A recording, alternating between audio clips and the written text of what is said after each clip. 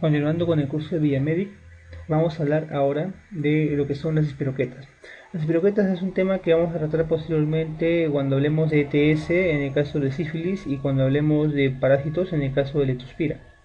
La borrelia es un germen que no se utiliza o que no se estudia mucho en este ámbito porque no hay mucha borreliosis, no hay enfermedad de Lyme en el Perú. Pero estos son básicamente los puntos a tocar. Treponema, dentro de ellos el treponema pallidum, causante de la sífilis, la leptospira, en este caso el interroas, en este caso el encargado o el agente de la leptospirosis, y la borrelia, el causante de lo que es la enfermedad de Lyme.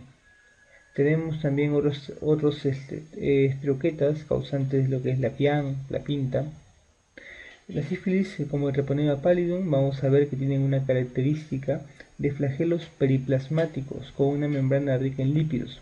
Es causante de una de las principales enfermedades de transmisión sexual, que se transmite, dicho sea de paso, no solamente por transmisión sexual, también puede transmitirse por transfusiones o a nivel transplacentario, como la sífilis congénita.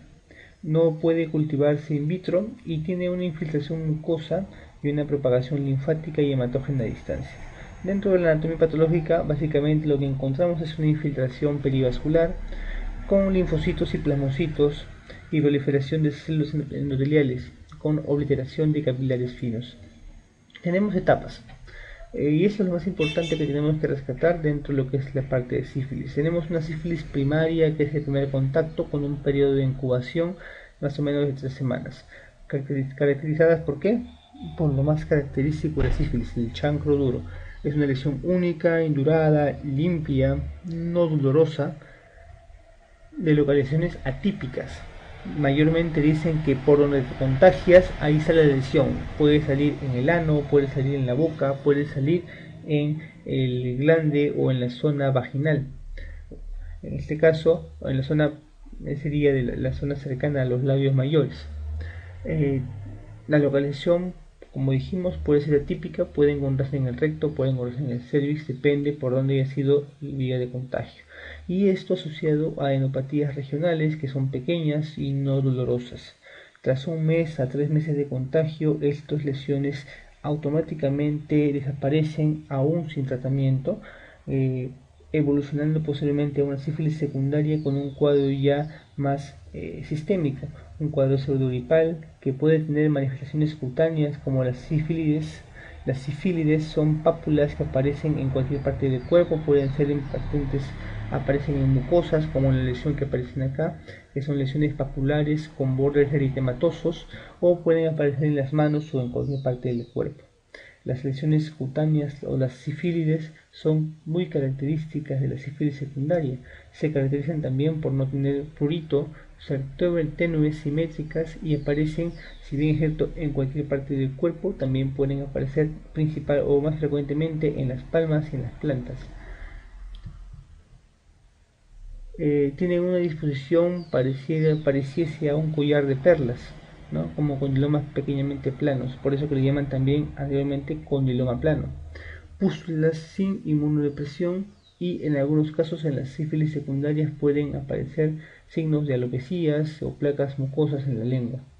Las adenopatías, principalmente las epitrocleares, si bien ciertos son características pero no muy frecuentes en los cuadros de sífilis secundaria, y un cuadro sistémico que a veces puede comprometer lo que es la función hepática con una hepatitis colectásica, nefropatías membranosas, osteitis, alteración del líquido cefalorraquídeo pero sin síntomas, uveitis, alteraciones pupilares o neuritis óptica. Posteriormente, después de lo que es la etapa secundaria, vamos a tener una sífilis latente. Hay dos tipos de latente, la latente temprana y la latente tardía. La latente temprana va a ser la que se da entre la fase primaria, entre la sífilis primaria y la sífilis secundaria, que puede durar entre varios meses o algunos años. Posteriormente tenemos la sífilis latente tardía, que es la que vemos acá. Un 70% de ellas van a evolucionar a una latente asintomática donde no se van a evidenciar anticuerpos, no hay clínica y puede ser precoz si dura solamente un año o puede ser tardía si dura más de un año, con una inmunidad relativamente normal.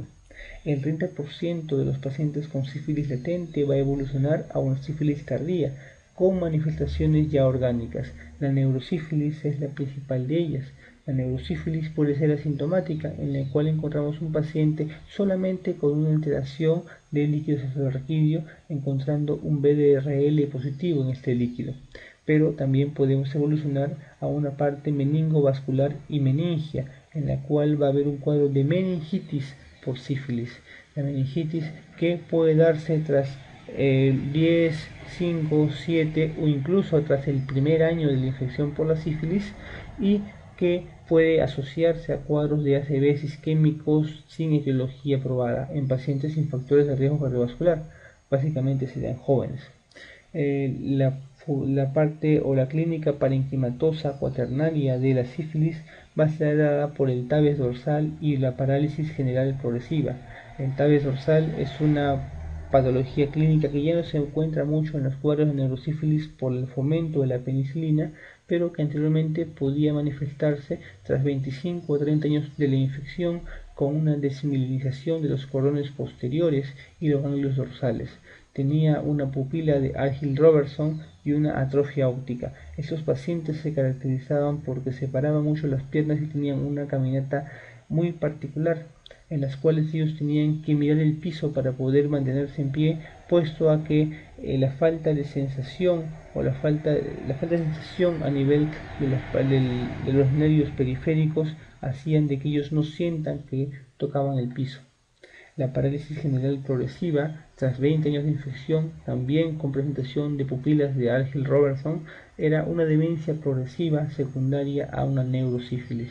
Los cuadros de sífilis cardiovasculares con la formación de las gomas, las populares gomas que se localizaban en las partes del tejido del endocardio y del miocardio, que se presentaban básicamente entre 10 y 20 años posteriores a esta infección por sífilis.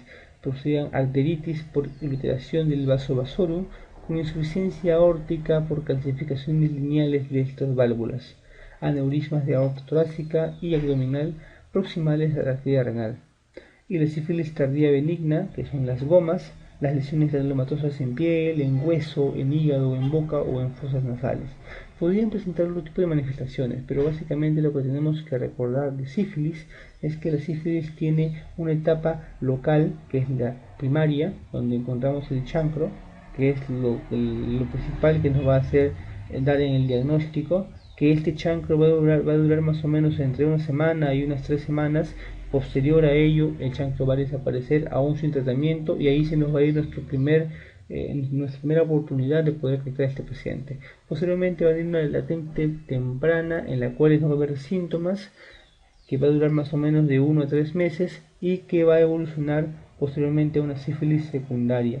Y la sífilis secundaria ya va a ser un compromiso sistémico.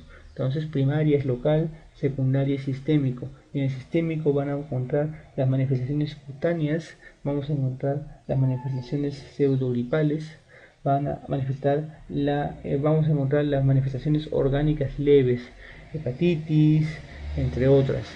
Posteriormente va a haber un intermedio, una latente tardía, en la cual puede evolucionar a un cuadro orgánico más severo, o puede ser una latente asintomática. La latente asintomática no va a causar ninguna molestia, pero la latente tardía, el cuadro ya orgánico severo con compromiso neurológico, cardiovascular, va a poder manifestarse el cuadro de neurosífilis y los cuadros de sífilis con gomas a nivel cardiovascular o alteraciones de las válvulas.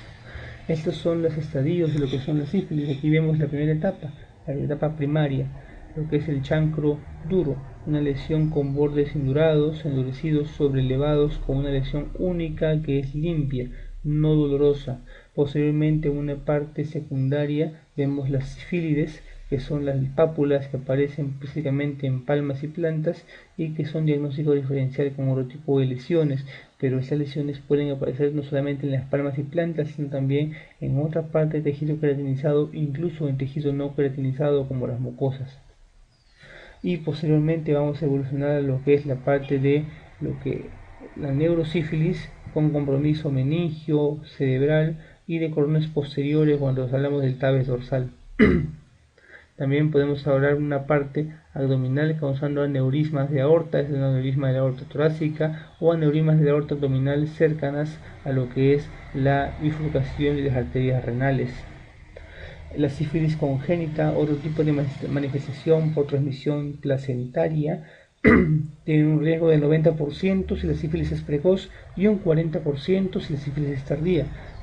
Pasada las 16 semanas de embarazo ya no es efectivo el tratamiento y en este caso el paciente va a tender a ser una sífilis secundaria si es precoz, ¿no? Es de menores de 2 años, con manifestaciones como rinitis, pénfigo, osteocondritis y si existen formas fulminantes. Vamos a encontrar manifestaciones como glomerulonefritis membranosas, organomegalias, adenopatías, neurológicas, etc. Pero si la sífilis es tardía, o es decir, está cercana, en el tercer trimestre, cercana al nacimiento, vamos a encontrar manifestaciones más estigmáticas como queratitis intersticiales, sordera, dientes de Hutchinson, alteraciones óseas como los populares fémur sensables y la neurosífilis con gomas. El diagnóstico de sífilis básicamente va a ser, puede ser directo por un campo oscuro donde evidenciamos la espiroqueta o diagnosticar las lesiones cutáneas de elección en las sífilis primarias. El indirecto puede darse por pruebas treponémicas y no treponémicas. Las no treponémicas son las regínicas, donde encontramos el BDRL y el RPR, que se usan básicamente como screening y pueden negativizar en el tiempo. Las treponémicas no. Las treponémicas como el FTA absorption, el TPHA, los antígenos treponémicos son las primeras en aparecer. Aparecen a los 15 días tras la infección. Se utilizan para confirmar la enfermedad y no se negativizan, ¿no? Por eso sirven para ver después del tratamiento. De elección en la sífilis tardía, porque en las sífilis tardías las pruebas treponémicas, no treponémicas como las regínicas, van a negativizar con el tratamiento. El diagnóstico básicamente en las diferentes etapas vemos paciente sospechado, si tiene un BDRL positivo o un BDRL tenemos que sacarle un FTA. Si el FTA es positivo también, hacemos el diagnóstico. Si el FTA es negativo, es un falso positivo, pero puede darse en un sinnúmero de infecciones o incluso de manifestaciones como los asmas, las eosinofilias, etc. En la sífilis primaria es el diagnóstico directo a través de la visualización del chancro duro. Si no lo visualizamos, podemos pasar a una sífilis secundaria, donde el diagnóstico va a ser por las lesiones, las sífilides o los condilomas planos. Y en este caso, en este tipo de estadio, el BDRL y el FTA van a ser positivos si hacemos diagnóstico, tanto una prueba no treponémica como una prueba treponémica. Si no encontramos el diagnóstico en este nivel, o si no lo buscamos en este nivel, vamos a pasar a una latente precoz, donde el BDRL ya va a ir disminuyendo en los títulos, si puede salir o positivo o negativo, pero el FTA siempre va a ser positivo. En la latente tardía, el BDRL también puede ser positivo o negativo porque va a ir disminuyendo en sus títulos y el FTA va a seguir positivo.